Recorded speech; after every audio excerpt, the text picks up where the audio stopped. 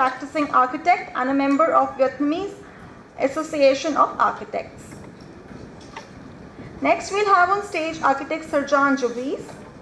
Based in New York, Sir works on special projects in architecture.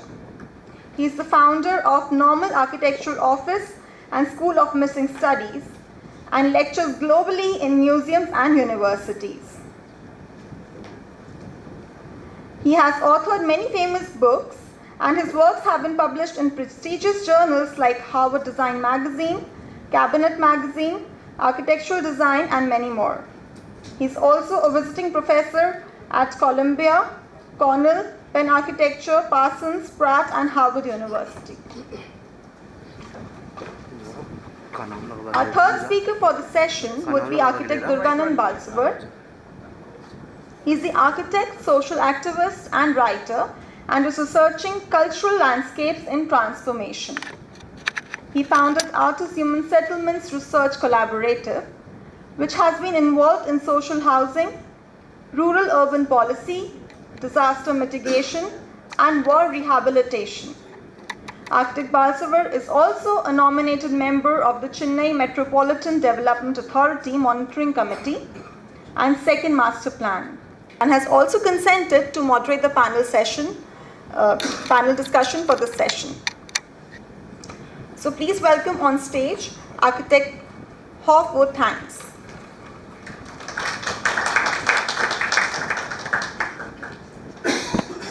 Thank you. Hello.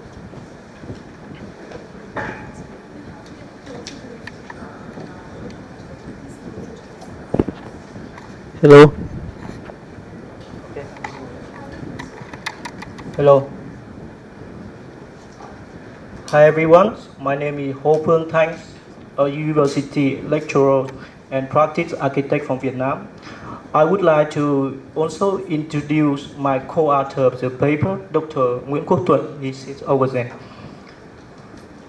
So today our presentation title is Reclaim the Walkable Spaces and Reclaim Urban Happiness. And we will analyze the case of Hanoi. First, I will start with a brief introduction.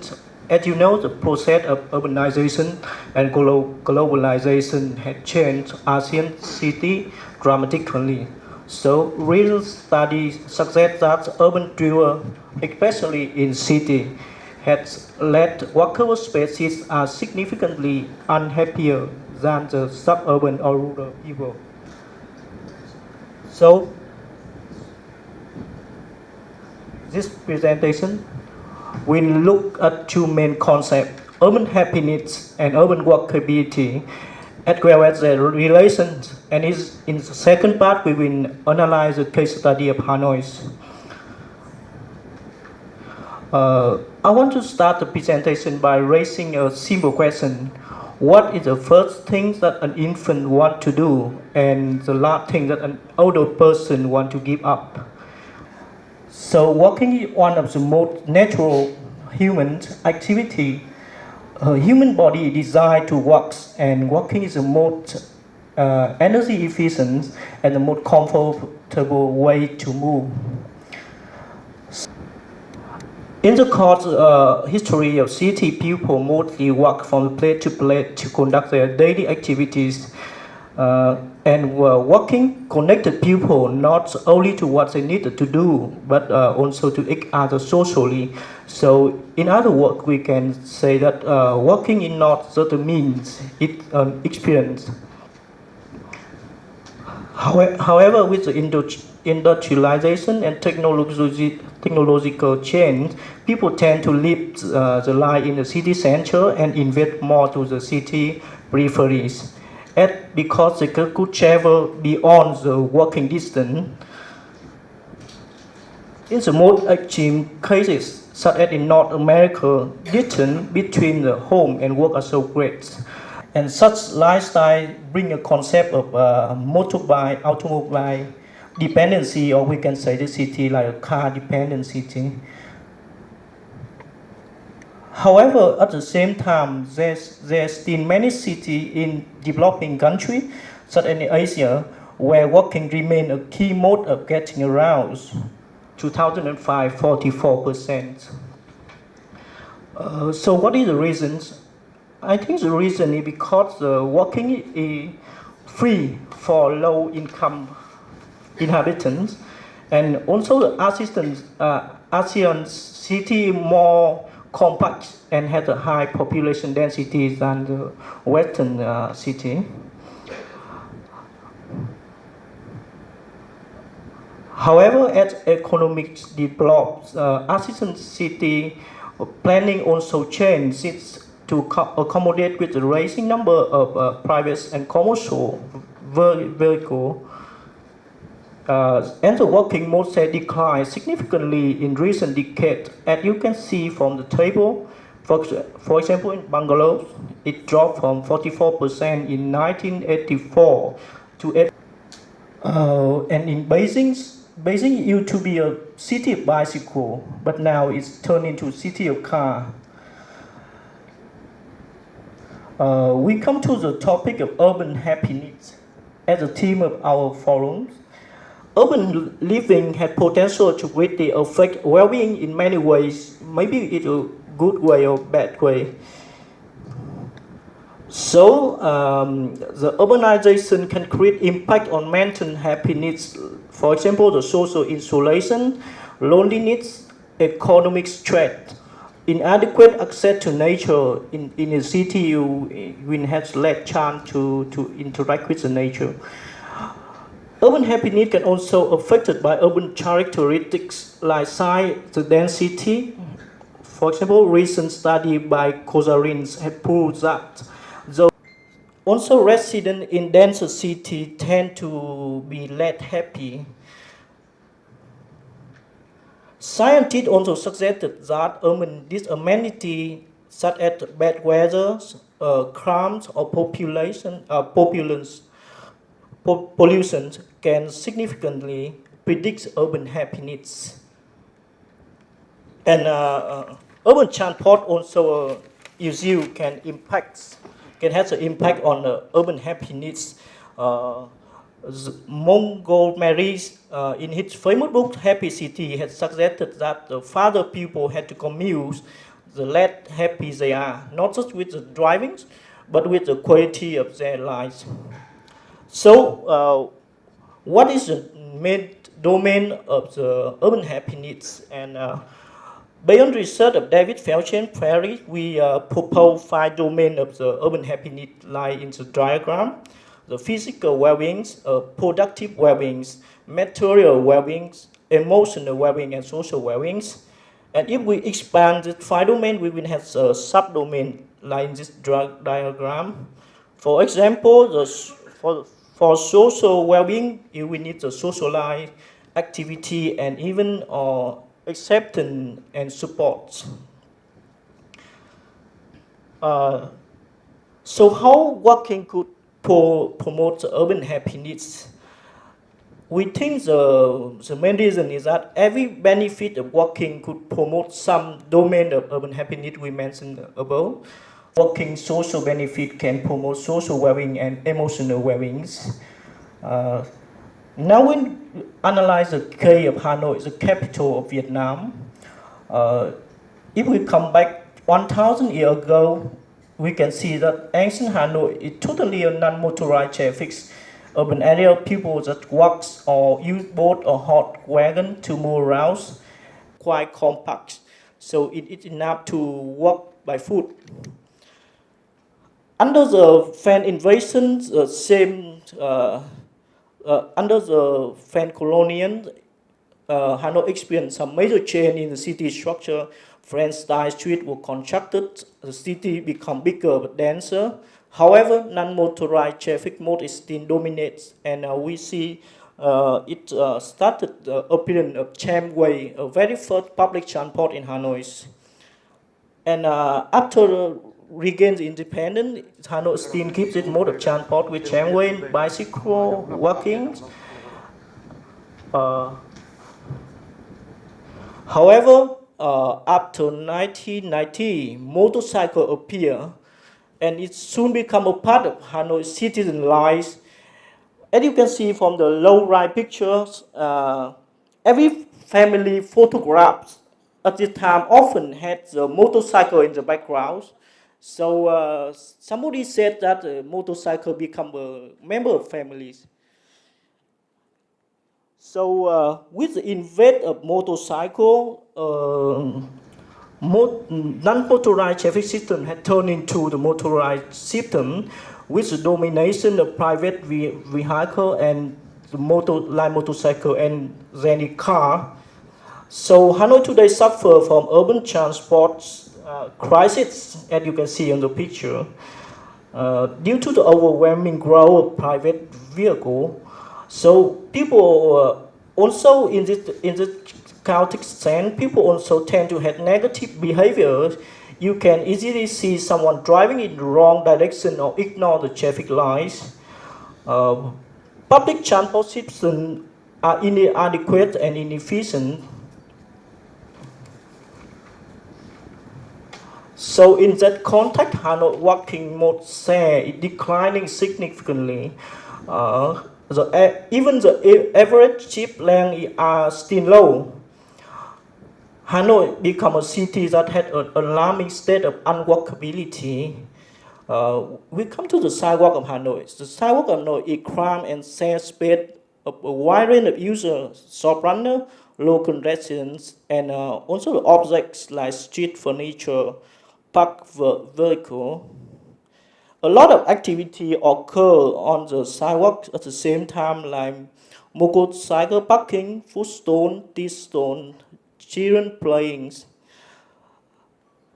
The unwalkability of Hanoi also comes from the poor infrastructure and pedestrian design. It is sometimes inaccessible for disabled people. In most parts of the city, you can see from the lower picture, right corner, there is a white line on the sidewalk which separates the parking zone and the walking zone. But in many cases, the walking zone is inadequate and people had no space left to walk. So they are forced to walk on the streets. The temporal change of the usage of sidewalk also happened very quickly. You can see the first picture is the morning, and the second picture is in the noons. So it's totally different. And also the motorcycle evade and drive over the sidewalk of the pedestrians. However, Hanoi scene had many positive factors that continue to promote walking.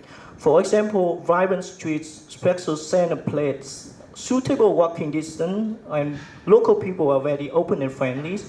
And some research and survey about Hanoi walkability also give a positive result, which prove that Hanoi inhabitants are still willing to walk. So we think the influence factor of this condition could be counted are some, for example, changes in like culture, habitual lifestyle, law and regulation, policies. So in the context of walkability, urban happiness of Hanoi also seem to be declined. Physical well-being witnessed some negative phenomena like obesity, overweight, physical inactivity, and pollution. Productive well-being also are affected. People spend many hours on the traffic, so they are exhausted and tired, so which lead to inefficiency in the daily activity.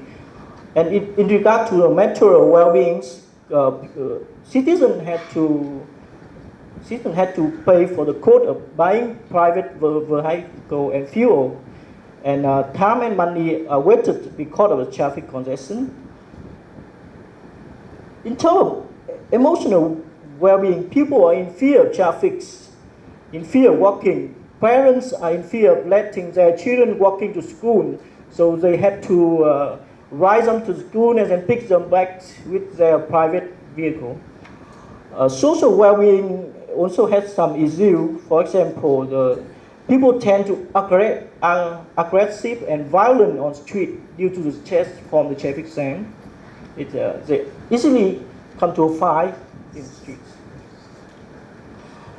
In this context, we suggest a concept that is to reclaim the urban happiness through sustainable urban transport, which can be achieved by reclaiming the walkable space.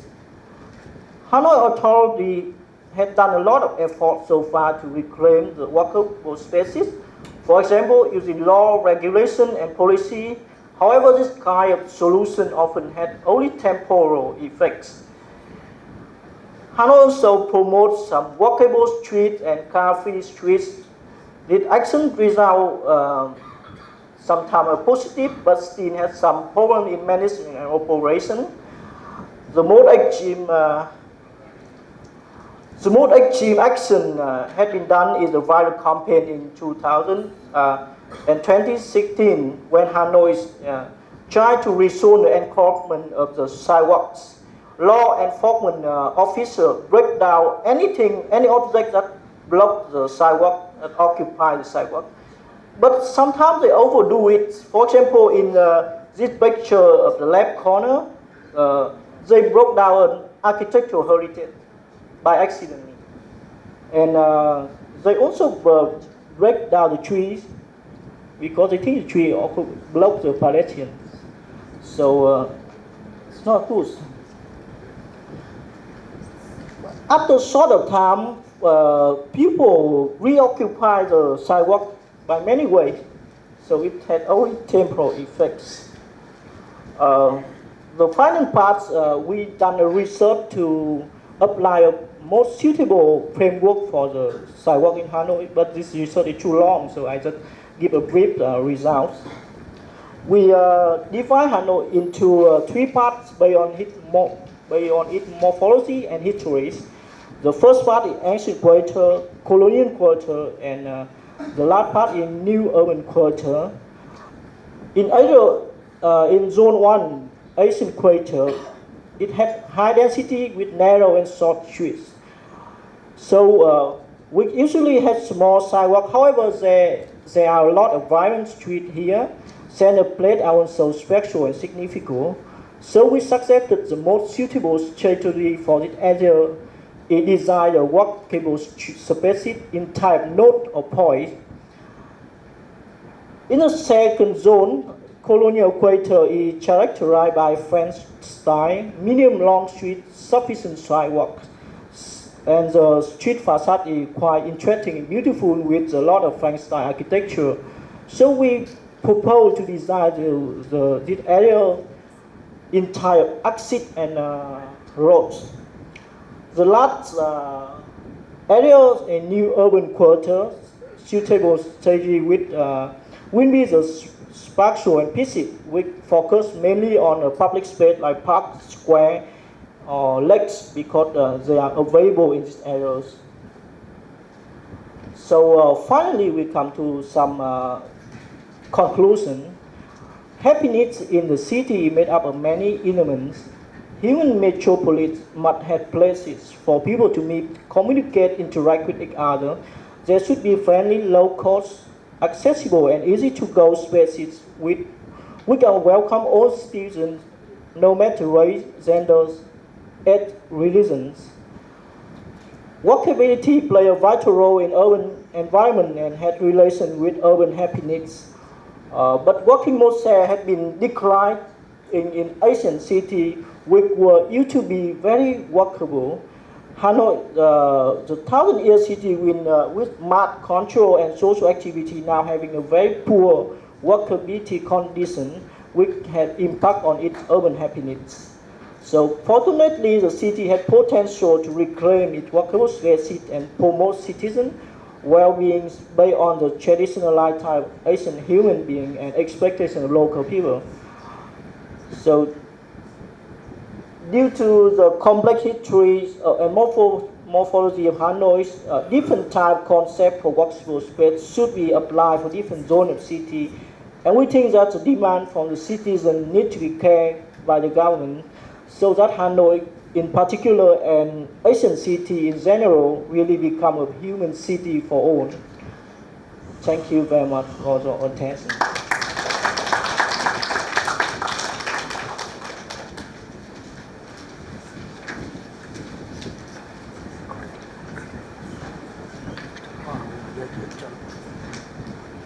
sir. Now let's welcome on stage architect Sirjan Javis for his presentation.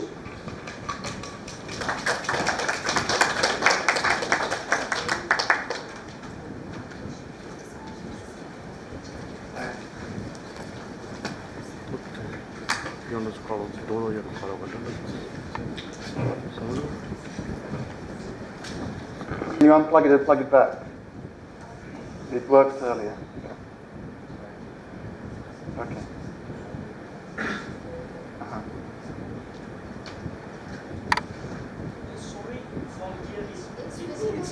Oh, is it? It's clean. Okay, all right. My mistake. All right. Okay, well, thank you very much. I'm really happy to be here. My name is Sirjan Weiss, as you heard. I come from New York City, and it's my second time in Jaipur. And I'm going to show, let's just talk about something very simple that actually Minister Naidu talked about yesterday, about bringing nature to the city. I didn't know about that, but so accidentally my project is exactly about that, called Hilltopia. But before I do that, I just want to say something quick about myself, and mention where I'm coming from. I grew up in Yugoslavia, and this is the image of happiness that all the kids had in watching into Nasser, Nehru, and Tito, three leaders who founded the movement called Non-Aligned Movement, which still exists today. Now, that was an interesting thing because it was a Cold War time, and the whole point about non-aligned movement was to actually be distant from the United States, distant from Soviet Union, and in fact define the global South. So everything below the equator. And Yugoslavia at the time was the northeast part of it, and you can see that the movement is growing, in fact. This is today's situation, where all the countries that are distinct are in fact in a position to collaborate with each other. I find this fascinating. Now, I always show this map in any presentation. We know what this map is, the map of the world, but it's made by the United Nations to neutralize the difference. You can see usually the political maps are in color, 4 colors that make you happy. But this one is sort of like pink and brown. And the only thing, and if you zoom in, oh, this is wrong. This is really not good.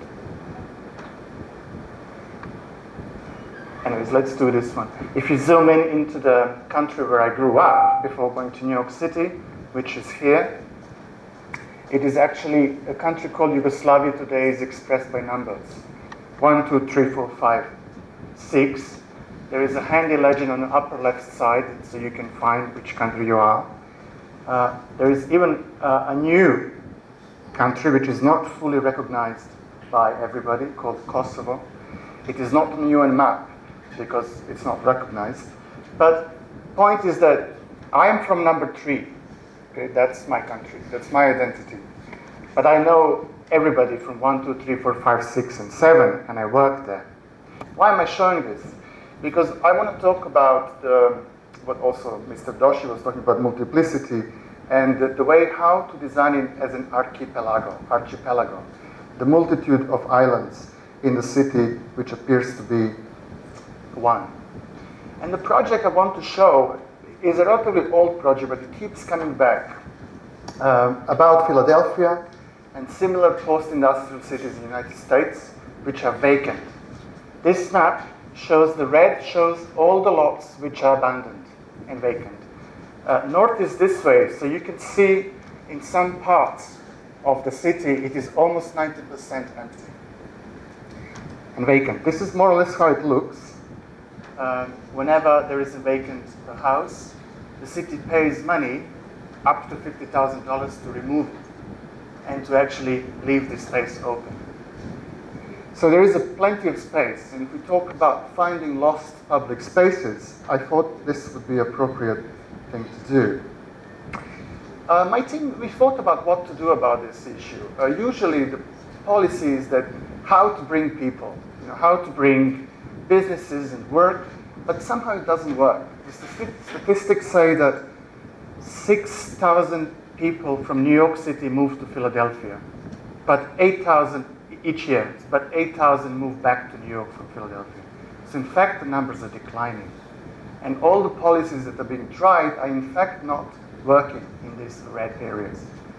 So we thought, if that doesn't work, why don't we just bring nature in? In between New York and Philadelphia, there is about 100 miles, and there is a lot of suburban construction. And I found out that the tax for construction in suburbia is 0%. 0% for another 30 years. Right. This was 10 years ago. And we felt, well, if there is so much earth being taken out in between the cities, why don't suburban places donate earth to the city and to start to make hills? And in fact, instead of trying to renovate for nobody, in fact, cover the empty parts and try to make hills. It was kind of a crazy idea, and that's what it meant to be, a vision that may not happen. I was looking like really far away. But the idea of the archipelago of areas, right, versus the actually solid downtown was prevalent, is that we kind of make a village within a empty city. And in fact, each of these hills that would be created can be funded by various people, so you can give them names in a true medieval fashion. So you can have a Robert Venturi Hill, you can have a Le Corbusier Hill, you can have Doshi Hill name.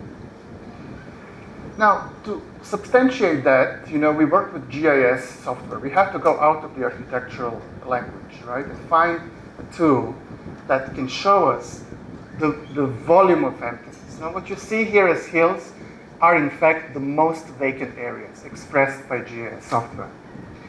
Now, that was very interesting for us because we suddenly saw what was empty as solid. Suddenly it became really, really evident. And I felt, well, okay, if we use this technique of bringing earth into it, we could actually literally do this exactly in those spaces and not make aesthetic decisions, but simply follow what's there. So I'm showing the process, right? The process was that, okay, then if we start to cover these empty houses and empty places, what do we have? What kind? Do we have agriculture? Do we have layers of activity? What kind of things do we have? And if it is nature, how do we engage the landscape architecture into it? And how do we engineer it, in fact? So these simulations show, again, the idea of archipelago, of various islands of hills, versus the downtown, where people mostly who live in suburbia work. That's how the American city works. Now, this project started going around. It was seen by Architectural Design. It was published. Then it was invited to be part of a Shenzhen biennial, really as a project, not as a commission. And I thought how to use the exhibition, how to actually promote this idea of diversity and multiplicity. So this is a sketch of the installation that was produced for the Shenzhen biennial. And in fact, the one that was designed to be, if you ever go to a Chinese restaurant, there are also these lazy Susans that you can turn around. So that we thought about the scale of the neighborhood, scale of the city, scale of the kind of engineering. This was with the scale of the district, where one hill, in fact, is distant enough from another one. But we know that below the earth are empty houses which are now preserved as caves. There's a lot of speculation in this kind of work. And in fact, then we come to the even larger, completely neighborhood scale, where we can actually do this by segregating the levels. What actually the happiest people about this project were the kids. I think this girl, she spent about 30 minutes simply spinning the city around. This particular model is an engineering model of the clay below the grass, which is about taking water down. And that's why it's cracked. Our model maker was extremely worried about it because he felt that when he made the clay, that actually he made a mistake, because when you make the clay and it cracks, he was apologizing. But we said, no, this is precisely what we want, because that's how the water would actually go down, and we wouldn't have to draw it aesthetically. It just does it on its own. So it was a kind of an experimental process, right? And I think this is also the way how the visionary approach to lost public spaces can work. That it's slightly artistic in that sense. That we don't make decisions which are based on form, that are based on style, that are based on some kind of conviction, but we let it happen. And we let the nature do it its own course, as it did since the beginning of Earth. To test this, the US Pavilion, the Venice Biennial commissioned my team to try to do one of these in a different form as an installation of about recycling. Now mind it, because whenever there is a hill in the city or a landfill, it is also full of things that we throw away, and it is being actually preserved in that way. This was the lot in one of these empty places. You can see how much empty space there is around. It's also crime. So I thought, why don't we kind of make, and the temperature is very similar to Jaipur. It really can go up to 40 degrees. So let's make something that is a canopy, that can be covered, that can be used as a sort of like a laundry lines, so that during the day, everything recycled in the area will be pulled up and then slowly create the canopy, and then we can have an event there and have also politicians visit. This is a general image of that park. You can see how bad shape are these small buildings where nobody is living. We also found out that the ground is not as ideal as we thought. There's a lot of concrete, there's a lot of things that you simply cannot drill, which was again a non-decision, because then the curve of the lines started to follow where we could actually drill.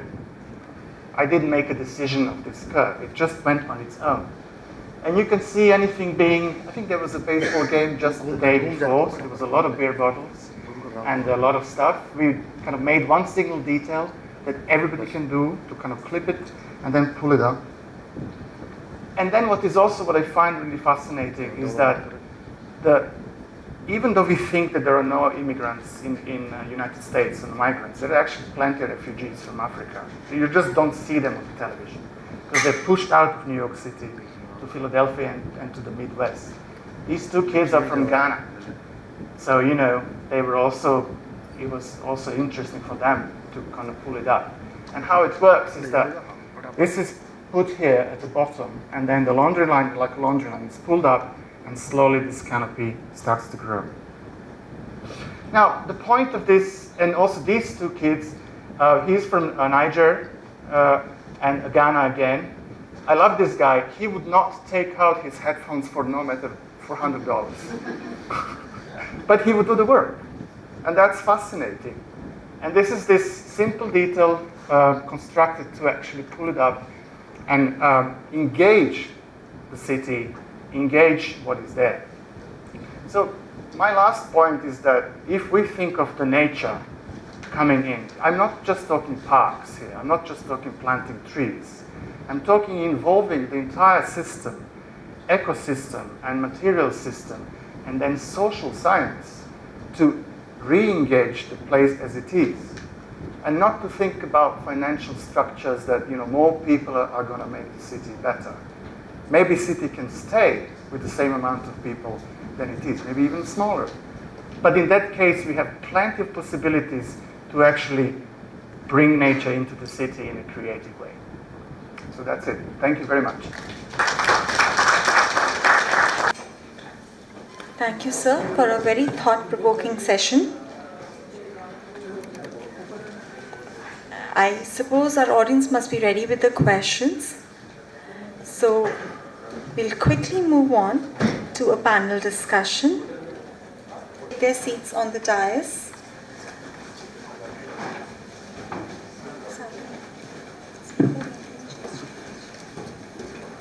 Would there be any, I don't think it's a question answer in that sense. I think there was interesting mix of what happens in Hanoi, and I thought it was the right of Chennai motorists alone to ride on the pedestrian path, and showed some amazing images of bikes being driven on a Hanoi pedestrian path. And so I think there are a lot of similarities, and what the forum has given us is this larger exchange of broader reality of what's happening in Southeast Asia. If anyone would like to even contribute some thoughts or speculate, I think it would enrich this discussion. Would you like to, or do the other lectures start? Or? Okay, I mean, let's shoot. Well, you know, in choosing what I was going to show, I really wanted to underline this dissonance between what the vision is, what the expectation of an architect, what the role of architecture really is. And as you say, Lundenar, you know, this tough decision to be hidden, right? Not to show the formal style. And in that way, I think nature really helps to be, I use this term, non-aligned, because architecture tends to be aligned and wants to be aligned because of control. But in today's society, and especially technology, what was being shown is that the non-alignment is not escaping what is being known among us. People see each other, and they are self-regulated, self-controlled, and self-managed in that sense, if the system is open. So I find this also in Hanoi, you know, this new situation, you know, happening is that the crowds and the chaos, the fuzziness of it, in fact, has its rules, and because of the cell phones, it's completely followed through. We must not think that this is a complete freedom. It's actually, everybody can be mapped at any moment, at any time. So I think the discussion really goes into the role of an architect and kind of disjointing oneself from the need to show style in that sense. It can happen on its own when the protocol is being set so that these freedoms and randomness can actually play on their own. And three is not that they are not aesthetic, they are aesthetic, but they're simply not the one that we expect nor want to project over and show off our style. But I would start somehow like that, with that role. Any responses? The idea I want to give in my presentation is that nowadays the city has developed so fast, and I think sometimes we need to have a pause, to stop, to look back at the past, and to see the value of the past, and to consider is the direction that we develop the city is right or wrong, is suitable for our context, for our city or not. We not follow the other city. We need to find the identity and the context of our own city to choose the right direction to move forwards. So, and another point is that lost space, you cannot reclaim the lost space by force. You have to done it in a sustainable ways, in a natural way. So you cannot use the law, the policies, the regulation to try to force people to move on one direction. You need to study the society and to find a most suitable ways. Maybe traditional way is better than the modern ways. Thank you. I mean, that's actually, I think we used to call tradition something dirty, you know, like being modern, we were taught you have to be white and clean and fully. But in fact, I think there is a new era where tradition can be radicalized by other forces than architecture. And in that sense, you know, the limits of design are being pushed, right? It's not about just losing control, not about gaining control, but it's a third way, right? Where it is basically managed, like you say, about water. And that's my add-on. I mean, since you're bringing up the issue of tradition, I think the word is quite loaded. And what generally happens is the minute we use tradition, we think of history and past, and then we juxtapose it with future and being futuristic. But I found that whenever I went into these remote areas, the rural areas, and you go, I think the architecture schools really build you up as some kind of a messiah who has to go and help the rural areas. And then when you go there and you find that they have a very deep understanding of hydrological cycles, plant species, how to build, the nature of material, how to season certain woods. I think that is tradition. But generally what happens is tradition goes and gets iconized, in a certain way of some dome or some, and then we see the facade of tradition, but don't realize that there were centuries of learning that communities hold. And that if we as architects began to engage with those centuries of learning, which are still prevalent, I think with the larger forces that come now, we are of course at a risk of wiping out these traditions. But many of the areas these traditions exist in terms of relationships of water, the biodiversity, and I think once we begin to draw from that and just facilitate or catalyze, there are these huge projections made, 22 million low-cost homes that India needs in the next 4 years, and I'm not sure whether it can be the architect in an office, builder mode, building these high-rises. I think it's just the wrong direction. But if we looked at it in terms of how centuries of accretion happened, communities were empowered, and then one opened it, I think there is a much greater chance of addressing that. And I think that's the context in which something like tradition comes about. Yeah, because I mean, take Jaipur. Learning from Jaipur, I was yesterday at the Jain district, and also other Indian cities. We are not talking simply about locality, and we talk about urban village. And because we talk about people gathering to exchange their skills. So if you go to the Jain factory, you know who is doing what, and the social contract is clear because everybody benefits. And that is fascinating, right? Because then it stays within, and that's why I think the fragments are actually, they're coming up naturally. We're not talking about the city being split or broken. In fact, when something like this happens, like here in India, it is also international and it is also global because gems go everywhere, right? So and it's material, so it's not just software. I think that's something that is that is something that we can understand and we can map, not as a fixed map, that is then controlling everything. Although people do that, but as something which is flexible and radical in that way, and futuristic. Now, with this in mind, If I can bring one issue which was common to both the presentations, it was the fact that I think there was a comment made that when smaller towns were analyzed, there was a greater coefficient or quotient of happiness than the large towns.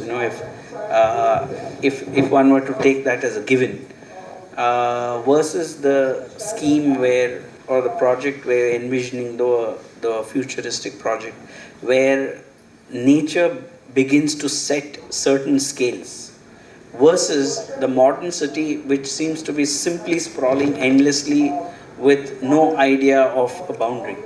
And I think there needs to be a greater questioning on this. One doesn't say one doesn't want the larger cities, but I think the structuring of these cities so that they are coherent and not an accidental sprawl of 17 million or 19 million people would really bring about this issue of how does urban space now play a pivotal role in creating those appropriate voids to connect and bring back the city to us. I hope I'm making some sense on that. But I think it's the sprawl versus, are we talking of cities of micro centers connected to one another and having to actually engage with that kind of a process. What would you say? Is there any yes, Salim?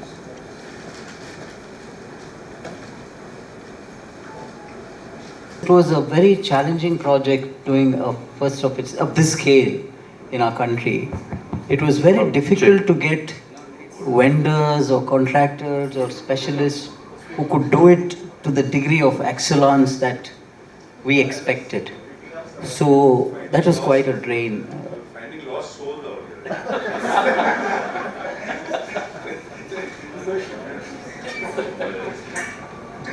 Well, the only point I was making is that you're talking about urban sprawl and all this. So many times I avoided the meetings because that would do more damage. So his team was absolutely fantastic. Maybe we can just talk. Do some. Just switch off the mic. Just switch it off. Yeah, switch off. Maybe we can just talk. No, so I was asking about, thinking about this whole thing about urban policy. Currently the sprawl is almost being,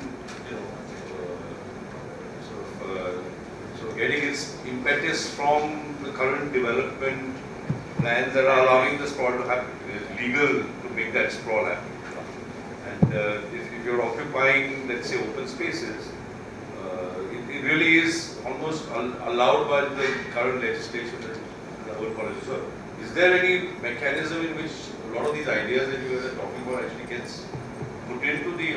That's the only way to control it. Yeah. In terms of policy, I think there's a lot of work done and an engagement with government. And one reason why it's being brought up is I think we need the larger fraternity now discussing this issue.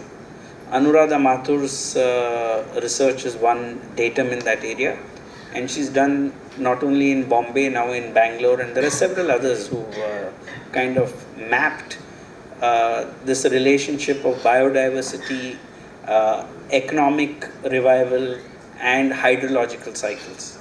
And this is being done in the context of climate change. Policy is there, and now the issue is that when a single-minded focus comes on return on the land value, and if that becomes the singular datum, then many times when you say that that's an ecologically fragile zone, and you know that it is about 50 acres, and if he's given an FSI to build 7 times that, he starts valuing it that way and says, why leave it vacant? Now, we've created a new paradigm for the government, and we're fighting it even at the Environment Ministry. With the floods in Chennai right now, or even the perennial floods in Mumbai, in a single week, we lost more than 45,000 crores of assets. So if you start measuring the calamity that is coming by him earning some 200 crores on that project and resulting in a damage of 45,000 crores, I think we're now talking economic sense. Otherwise, it looks like you are this naive guy from college coming and saying, let's save the environment. And I think now there's an economic aspect to it as well. And as the calamities increase, and which is what we are seeing right now, right from the Gujarat earthquake to Latur to Uttarkashi, and we've been engaged in Nepal now, we can see that this pattern many times is getting, for instance, we have yet to verify it, but in China, a lot of the earthquakes have happened when high-rise buildings have been built on a fault line. So I think this is now becoming more and more into the consciousness of planners as well. Till now it was not. But there is definitely a percolation time, there's an awareness required, but I think now one is, at least the frame looks more doable.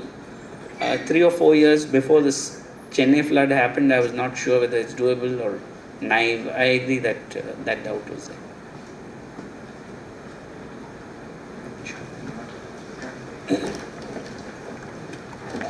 Thank you. Refer to our topic and is finding lost public space. I will share some information.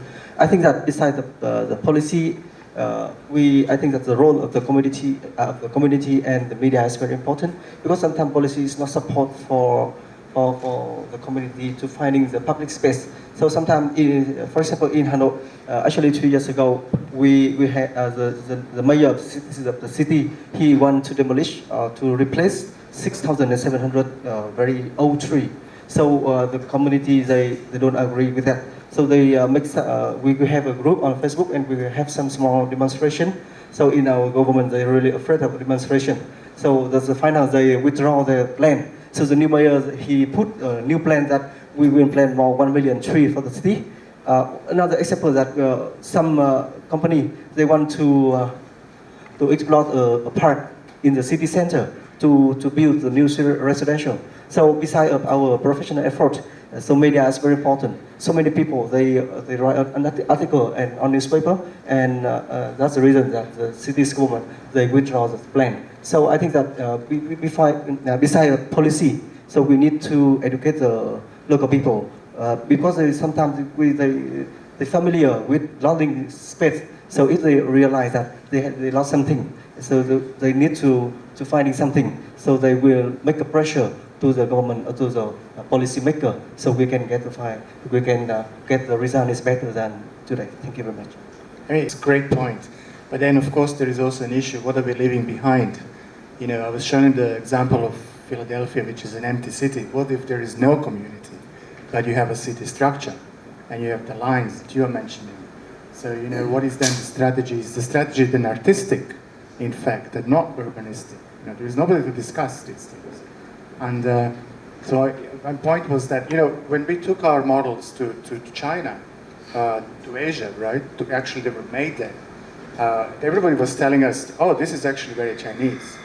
You know, the way how the hills are stepped up, because that's how they do the rides. And we were totally unconscious.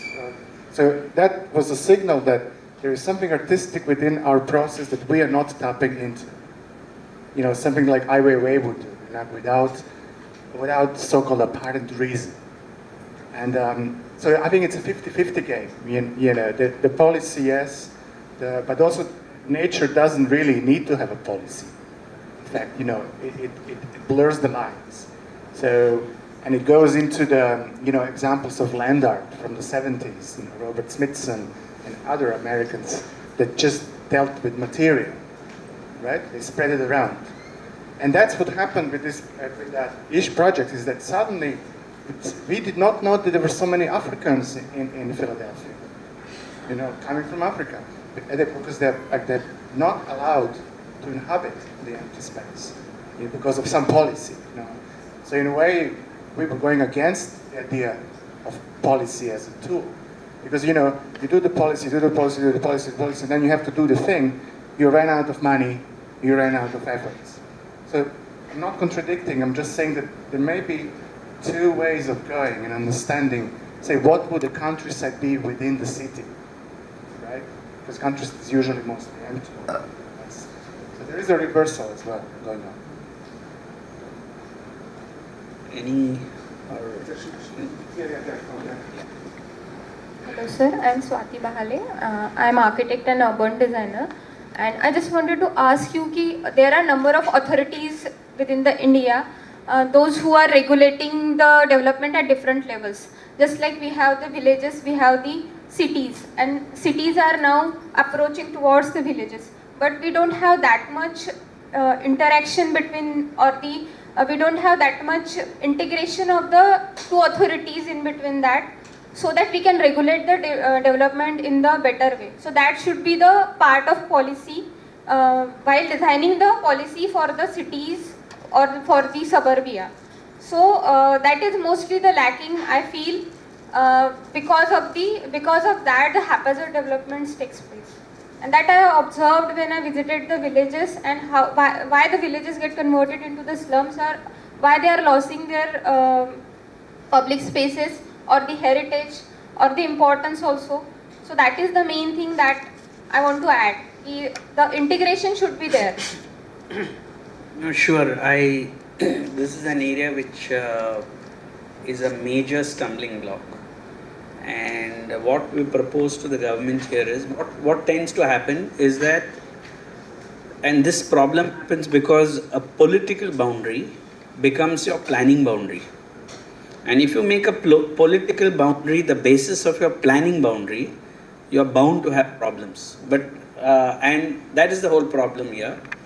Between two nations, I think someday, nations would definitely have to look at their own regions carefully, because now the luxury of debate is over. We have climate change where every year Chennai can expect something quite disastrous in December. So it is very, I think it's ominous that we don't have that luxury of debate. One has to get into it and see. So if you look at it, if planning now within the country shifted to biospheric planning and not political planning, of that region, that's the only way to sort it out. Because the minute you have a biosphere, you have a sphere that has a similar ecology and is connected, then you'll have all those city and rural connection and city and town connection. Today I know that if we find that this is one road, you have Pondicherry, and there's one line on in Pondicherry side, the other line is Tamil Nadu,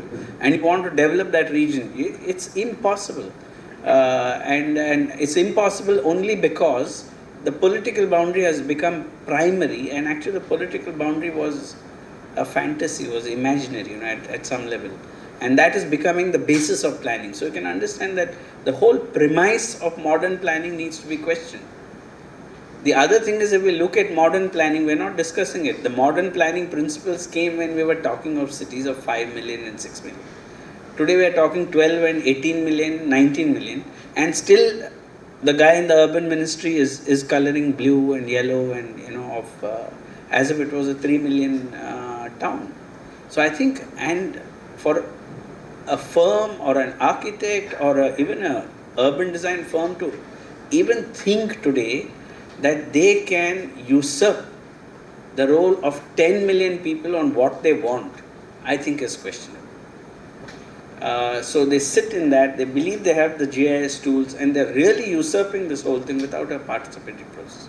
So I think these are all areas that, which can be. Then I think the planning should be beyond the political boundaries. Absolutely. And architects and urban designers should address this issue to the government. The planning should be in the integrated manner. So what are the ways to do the things? Now, if you're in the interested, reality, we can have a much longer discussion later. I think I can see that they're already impatient, and I'm sure everyone wants to go for lunch, because this is we've been fighting in the courts for 15 years on this issue. So I think, it'll go for another 15 years. We have to have that kind of patience. So we can discuss it, but there are those issues, Thank you. Shall we? Thank you, sir. Close? There is an example in Detroit and Flint where art is used not by developers, but by artists themselves. So they're redoing, they're kind of doing festivals in these empty car plants, and now they're becoming parks because the government figured that, well, that's actually really working. So the point for architects, how can we lose control to other forces and not be in the center all the time? That's what I find out and find. Now like to invite architect Mihir Parekh to come on stage and felicitate our speakers. Architect Mihir Parekh.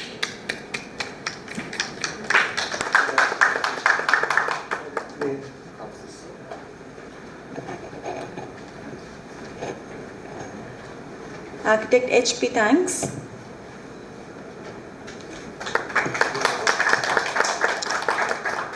Architect Durganand Balsavarji. Architect Surjan Javiz.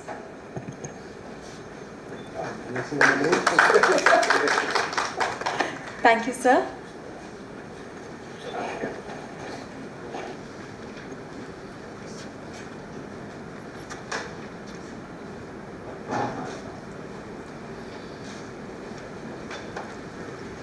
I now wrap up this session with a word of thanks to our hall sponsors, Bravett and Craft. Please join us for lunch, and we shall reassemble at 2.